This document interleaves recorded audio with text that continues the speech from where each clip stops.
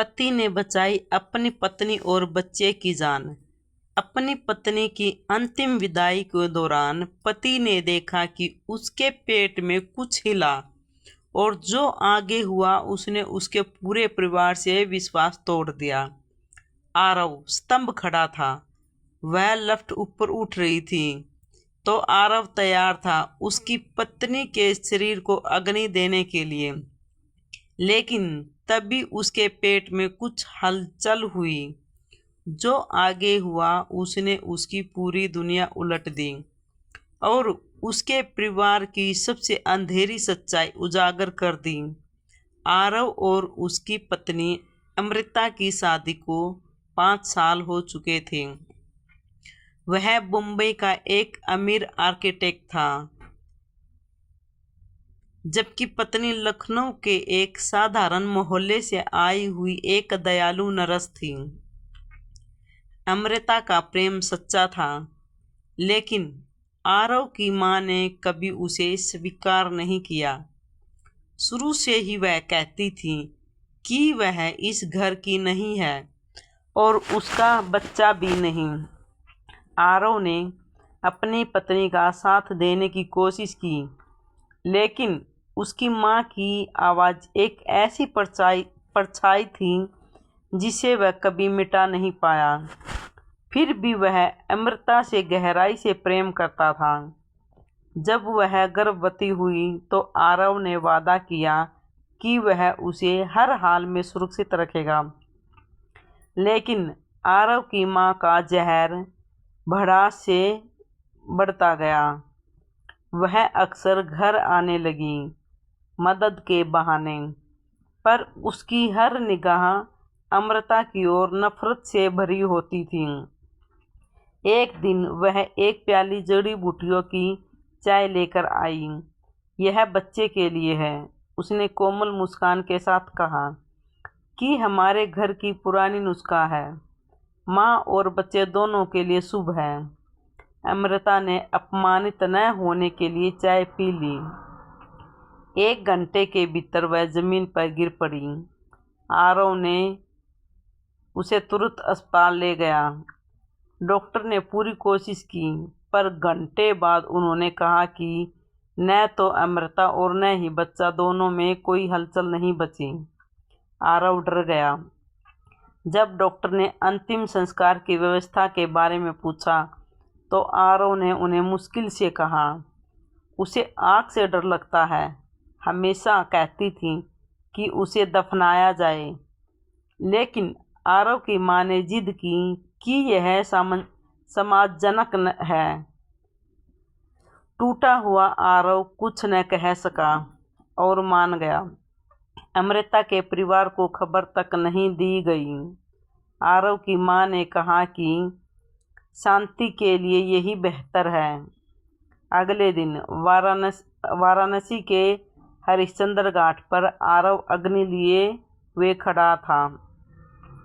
पंडित मंत्र पढ़ रहा था और चिंता की लकड़ी की ताबूत लिए चल रहा था। तभी संभव हुआ।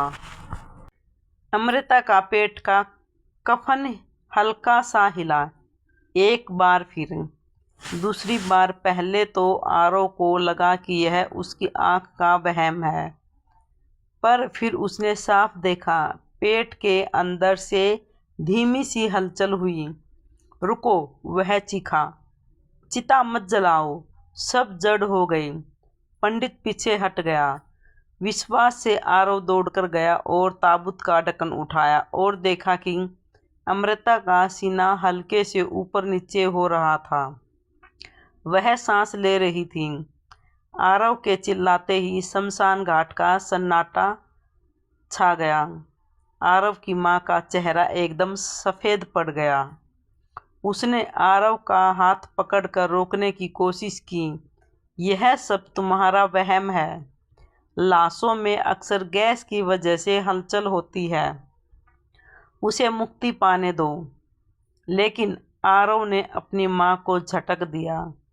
उसने देखा कि अमृता की पलकें धीरे से फड़फड़ाई थीं। उसने तुरंत उसे गोद में उठाया और अपने कार की तरफ भागा। आरव की माँ पीछे से चिल्लाती रही, लेकिन आरव ने पीछे मुड़कर नहीं देखा। अस्पताल का चौंकाने वाला खुलासा। आरव अमृता को उस अस्पताल नहीं लेके गया जहां अमृता को मृत घोषित किया गया था। वह उसे शहर के सबसे बड़े सरकारी अस्पताल ले गया। वहां के डॉक्टरों ने जब अमृता की जांच की तो उसके होश उड़ गए। मुख्य डॉक्टर ने बाहर जाकर आरव से कहा कि आपकी पत्नी मरी नहीं थी, उसे कैटोलॉजी की स्थिति में डाल दिया गया था। उसके शरीर में एक ऐसा जहर था जिसे उसके दिल की धड़कन और सांस को इतना धीमा कर दिया कि मशीन भी उन्हें पकड़ नहीं पाई। वह एक जिंदा लाश बन गई थी। आरव के पैरों तले जमीन निकल गई। उसने अपनी माँ की दी हुई वह जड़ी बूटी वाली चाय याद आई। अंधेरी सच्चाई का प्रतिनिधि। जैसे ही अमृता को होश आया, उसकी पहली चीख निकली। आवाज सीखी थी। उसने कांपते हाथों से अपना पेट पकड़ा। डॉक्टर ने आरव को अंदर बुलाया और एक ऐसी सच्चाई बताई जिससे उसके पूरे परिवार के प्रति उसके विश्वास की धज्जियां उड़ा दी। साजिश। आरव की माँ ने जिस डॉक्टर से अमृता की जांच करवाई थी, वह उसका पुराना पारिवारिक डॉक्टर था। सावित्री ने उसे मोटी रकम दी थी ताकि वह अमृता को मृत घोषित कर दे। बच्चे का राज। सोनोग्राफी की जो रिपोर्ट उसकी माँ ने आरव को दिखाई थी, वह फर्जी थी। उसकी माँ ने दावा किया था कि बच्चा आरव का नहीं, ताकि आरव का मन अमृता से खट्टा हो जाए। अंतिम विदाई की जल्दी। आरव की माँ जानती थी कि जहर का असर 24 घंटे में खत्म हो जाएगा, इसलिए वह जल्दी से जल्दी अमृता को जलवाना चाहती थी ताकि सारा सबूत खत्म हो जाए। अंतिम फैसला। आरव जब घर पहुंचा तो उसकी माँ शोक मनाने का नाटक कर रही थी। आरव के साथ पुलिस को देखकर उसके हाथ से चाय का कप गिर गया। आरव ने ठंडे स्वर में कहा, माँ, आपने सिर्फ बहू को नहीं, अपने बेटे के भरोसे को भी जला दिया था। पुलिस ने उसकी माँ और उस वरिष्ठ डॉक्टर को गिरफ्तार कर लिया। आरव ने उस घर की दहलीज हमेशा के लिए छोड़ दी। वह अमृता को लेकर लखनऊ उसके माता पिता के पास चला गया। लेकिन जब अमृता ने एक स्वस्थ बेटे को जन्म दिया तो आरव को एहसास हुआ था कि उस दिन हुई वह हलचल सिर्फ उसकी पत्नी की जान ही नहीं, बल्कि एक नए जीवन और सच की पुकार थी।